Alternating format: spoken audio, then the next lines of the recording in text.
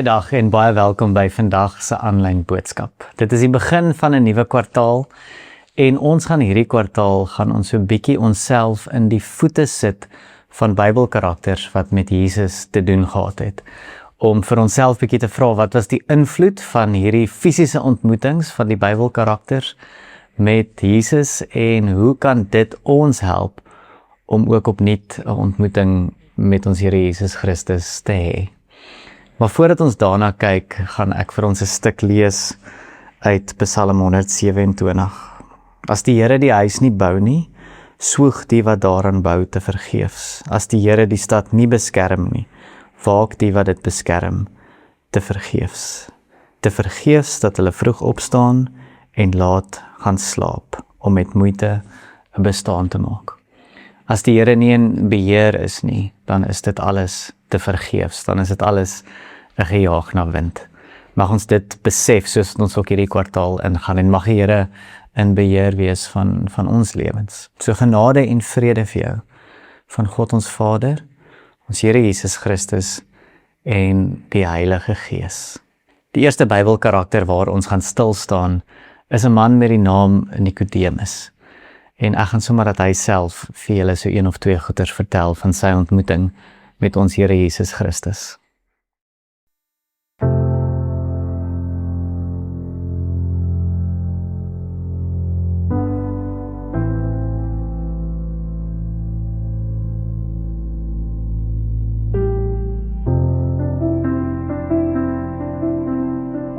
My naam is Nikodemus, ek is 'n fariseer en 'n skrifgeleerde. Ek het vir Jesus een aand ontmoet. Ek was nuuskierig, ek wou vir hom vra oor die wonderwerke wat hy verrig. 'n Paar van ons het tot die beseffing gekom, dit wat ons al gesien het en beleef het, dis nie aards nie, dit moet van bo kom. En ek wou meer weet. Ek wou met hom gesels in die privaatheid, weg van die skares. En ek dink ek was ook bang om gesien te word dalk saam met hom. Ek wou nie hê mense moes dalk snaaks dink, ek wat so hoogs opgelei is, 'n gesiene man in die samelewing. Wat hy vir my gesê het my nogals onkant gevang. Ek wou meer weet oor hoe 'n mens gered word, jy wedergebore moet word, kon ek nie lekker verstaan nie. Dit het nie vir my sin gemaak om, hoe moet jy weer terug in jou moeder se skoot klim? Hy het ook vir my verder vertel dat geloof is soos die wind, wat ek volg al hierdie reëls my hele lewe lank, wat ons moet en nie moet doen nie, probeer hierdie voorbeeld stel en dinge doen om my redding te verdien, maar hier kom vertel hy vir my dat soos jy nie die wind kan sien of beheer nie, so is ons geloof ook, en ek het dit probeer verstaan in die fisiese konteks, maar duidelik het hy oor iets anders gepraat. Nee, die gesprek met hom gaan nog verlang by my bly. Ek dink Jesus is 'n goeie ou. Ek het nie daai aand gegaan om hom vas te vra of te probeer fout vind met wat hy doen nie. Ek het gegaan om net meer van hom te leer, sy siening en oortuigings te probeer verstaan. Ek het nie geweet die gesprek gaan so baie raaisels in hê nie en vra by my los nie. Ek dink gereeld daaroor na en probeer dit uitpleis, vir myself verduidelik. En dit wat hy daai dag daar vir my gesê het my definitief vir ewig verander.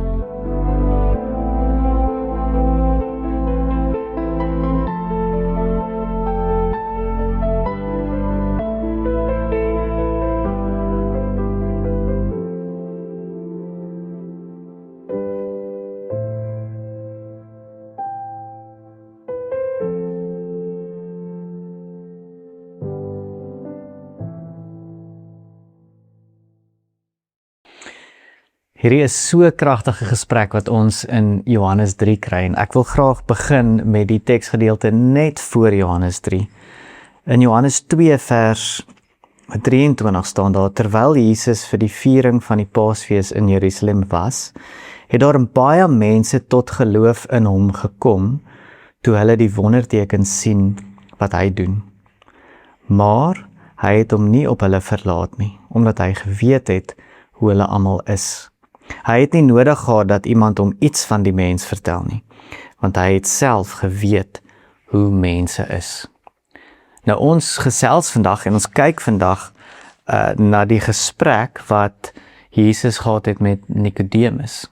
Maar hierdie is eintlik die inleiding vir hierdie gesprek. Dit is baie interessant hierdie sinnetjie wat ons kry in vers 24, maar hy, Jesus, het hom nie op hulle verlaat nie. Dis nou al hierdie mense wat tot geloof gekom het in hom. Daai is 'n vreemde sinnetjie. Wat beteken dit nou dat Jesus hom nie verlaat het op hulle nie? Maar as ons kyk na ander vertalings, as ons kyk na die Grieks, dan sê dit vir ons iets in die lyn van Jesus het hulle eintlik nie vertrou nie. Jesus het nie eintlik hulle geglo nie. Hier staan 'n klomp mense het tot geloof gekom, maar Jesus het uiteindelik hulle nie geglo nie. En dan staan daar, want niemand hoef vir hom te wys hoe die mens hart is nie. Die mens soek skares, die mens soek wonderwerkers, die mens soek iemand wat kort antwoorde vir hulle moeilike probleme gaan gee. Die mens soek iemand wat maklike oplossings kan bring vir baie moeilike uitdagings. En Jesus het 'n klomp wonderwerke gedoen. En daarom het 'n klomp mense dan nou tot geloof in hom gekom. Maar Jesus besef dat dit eintlik 'n baie oppervlakkige geloof is. Hulle wil net hom volg totdat hy weer die volgende wonderwerk doen, totdat hy weer die volgende groot daad doen. En dan staan daar nou in Hebreëus, want Jesus het geweet wat in die hart van man is. Nou, ons vertaal dit vandag, wat in die hart van mens is, maar wat in die hart van man, so dis die meervoudvorm van die woord, en ons mis so bietjie 'n stuk van die, noem dit nou maar die poëtiese inleiding tot die gesprek met Nikodemus. So hoor of jy dit kan hoor. Jesus weet wat in die hart van man is. Maar daar was 'n man met die naam Nikodemus. Hoor jy dit? Die hart van die mens, kom Jesus agter, is maar stikkend en vuil en op soek na vinnige antwoorde.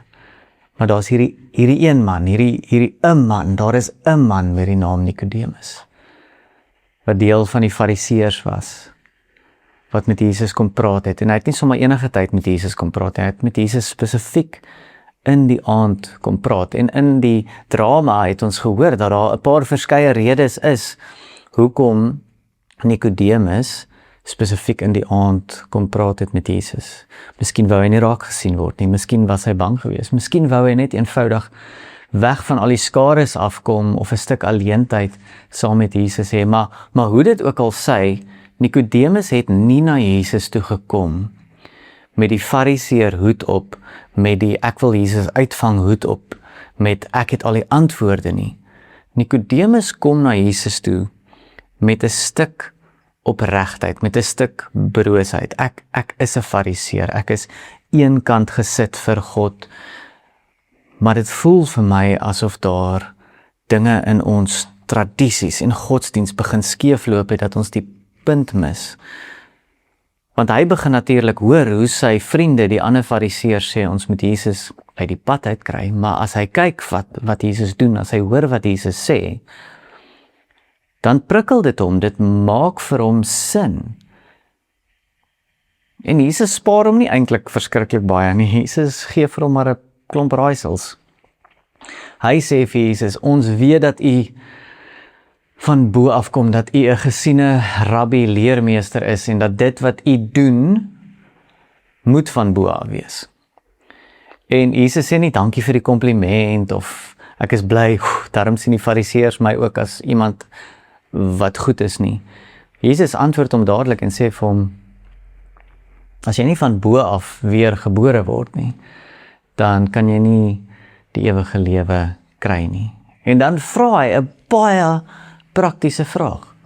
Hoe kan 'n ou man soos ek weer gebore word? Moet ek weer vir 'n tweede keer in my moeder se skoot gaan inklim?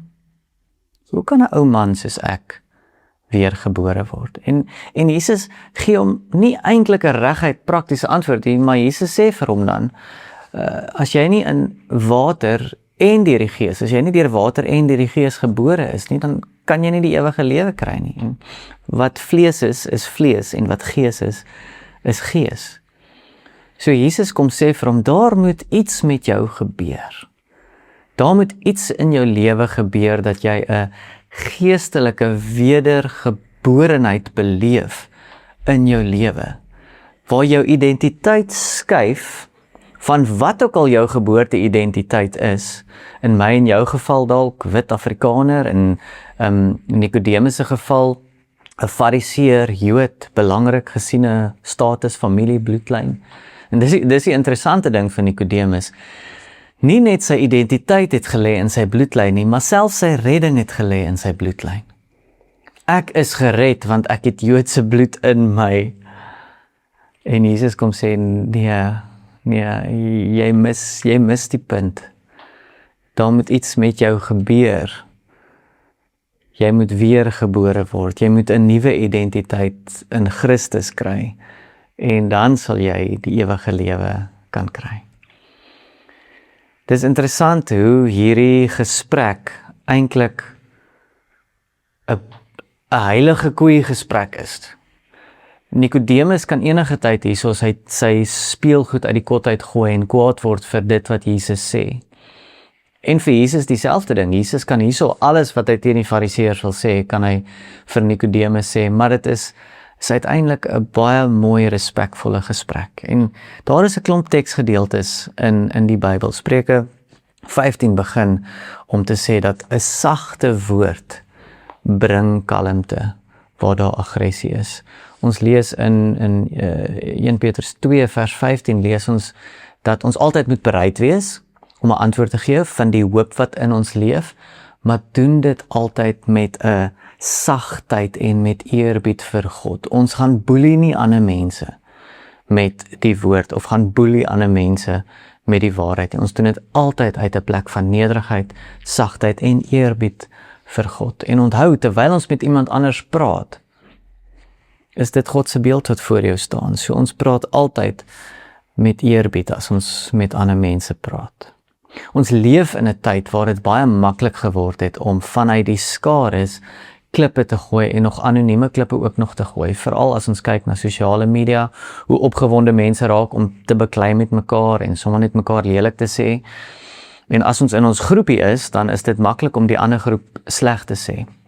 Maar wat hierdie teks ons vandag leer, is dat ons het nodig om in dialoog te tree met ander mense, wat dalk nie dieselfde dink as ons nie, maar dat ons die krag van die Gees sal ontvang om in daardie gesprekke, miskien moeilike gesprekke, dinge wat dalk oor jou pad kom, wat jy gedink het nooit oor jou pad gaan kom nie, maar dat dit dalk 'n gesprek met 'n seun, of met 'n broer, of met 'n vrou, of met 'n familielid, of 'n werkskollega is, wat heeltemal anders dink as jy. Maar dat die Here vir ons die kalmte en die rustigheid sal gee, om in daardie dialoog nog steeds die waarheid te praat, vanuit 'n plek van liefde, maar met absolute respek vir die ander persoon en eerbied vir God. En as jy dan daar uitstap en jy steeds nie saamstem nie, dat jy nog steeds lief kan wees vir daardie persoon, want daardie persoon is nog steeds in God se beeld geskape. So hierdie gesprek, wat eintlik hierdie heilige koei potensiële tydbom is, word vir ons 'n voorbeeld van hoe twee mense wat eintlik nogals radikaal van mekaar kan verskil, uiteindelik 'n gesprek het. En uit hierdie gesprek uit lei dit vir ons, nou dis interessant, baie teoloë sê dit is nie Jesus self se woorde nie, dis Johannes se woorde, maar dan kry ons die mooiste twee teksgedeeltes wat ons in die Bybel kry. Johannes 3 vers 16 en 17. Johannes 3 vers 16 sê, God het die wêreld so lief gehad dat hy sy enigste seun gestuur het, sodat die wat in hom glo nie verlore sal gaan nie, maar die ewige lewe sal hê. God het nie sy seun na die wêreld toe gestuur om die wêreld te veroordeel nie, maar sodat die wêreld deur hom gered kan word. Ek wil jou uitnooi, soos wat ons kyk na hierdie gesprek wat Nicodemus gehad het, soos ons vir 'n oomblik onsself in Nikodemus se skoene insit. Ek wil jou uitnooi om dalk in hierdie week, miskien is daar 'n spesifieke gesprek wat jy met iemand moet gaan hê, wat jy dalk nie mee saamstem nie, of iemand het jou dalk gekritiseer of iets gesê wat jy nie van gehou het nie, en jy vermy hierdie gesprek al vir jare. Ek wil jou uitnooi om die moed te hê wat Nikodemus gehad het, om die oproep te maak en te sê, kan ons gaan gesels, kan ons gaan koffie drink. Miskien is dit 'n gesprek waar daar vergifnis moet gebeur. Miskien is dit 'n gesprek waar daar in liefde moet gesels word oor verskille en dalk op die einde vir mekaar sê, al verskil ons, wil ek net hê jy moet weet, ek gee nog steeds om vir jou. So dit is die uitnodiging van vandag se boodskap. Mag ons hier uitstap. Mag jy waar ook al jy nou is en uitgaan hierdie week. Mag jy die moed hê wat Nikodemus gehad het, om met iemand te gaan gesels, met wie jy nie heeltemal oor die weg kom nie. En dan dat die Here en die Heilige Gees in dit vir ons die krag sal gee, om met liefde en wysheid daardie gesprekke te hanteer.